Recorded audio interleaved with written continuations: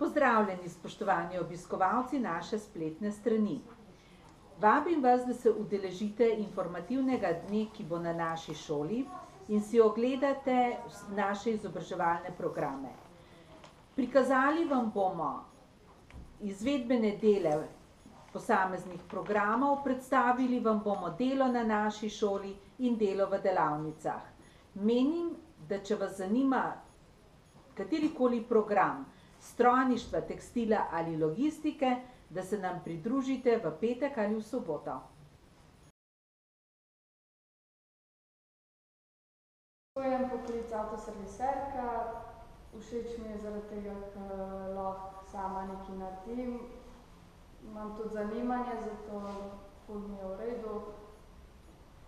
Najboljši predmet mi je pogonski motorji.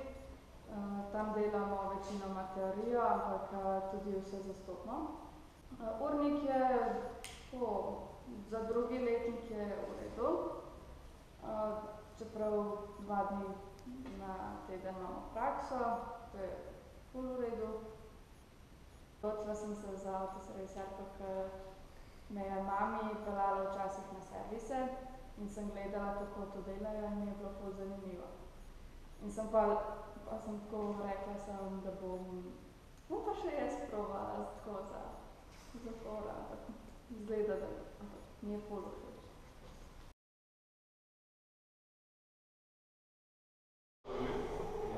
Sem Gašper Nikoleti, obiskujem program avtoservisni tehnik. Predvsem sem se za ta nadaljevalni program odločil, ker me veselijo avtomobili. Potem profesorji so mi zelo v redu, z njimi lahko vzpostaviš tudi prijateljski odnos, lahko jih vprašaš karkoli želiš. Tole se mi zdi v redu, samo letos se mi zdi, da je malo preveč dijakov, se zelo pozna veliko število. Urnik se mi zdi, kateri dnevi so zelo naporni, vendar se tudi to da zdržati. Ja, pa prakse imamo enkrat na teden v šoli. Pri praksi veliko delamo za testerji za avtomobile. Profesori nam pokažejo veliko tudi o električnih sistemih v vozilu, kaj so njihove pogoste napake, kako bi najhitreje odpravili te napake na električnih sistemih. Pri praksi se tudi zamenjamo enkrat na pol leta, tako da smo v drugi delavnici. V času šolanja sem si v začetku 2. letnika kupil tudi svoj avto. Takrat sicer še nisem imel izpita, toda za njim sem imel namen, da ga bom obnovil. Gre se za vozilo Mercedes 124, to je predhodnik sedaj E-klase. Se pravi, avto sem kupil v zelo slabem stanju, tako da se je celega podrlo do golega železa. Nato se je avto dalo speskati in novo preličiti, zamenjali smo tudi komplet podvozje. Prav tako smo zamenjali tudi motor, kjer je bil prejšnji zanič.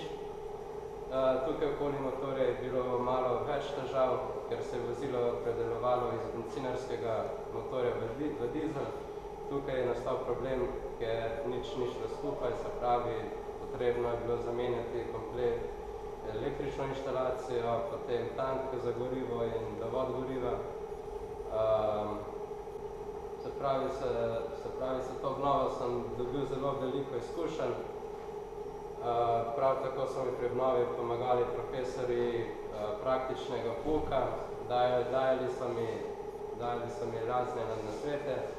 Prav tako so mi tudi omogočili, da sem si ga lahko tudi kdaj pa kdaj prihtal v šolskih delavnicah.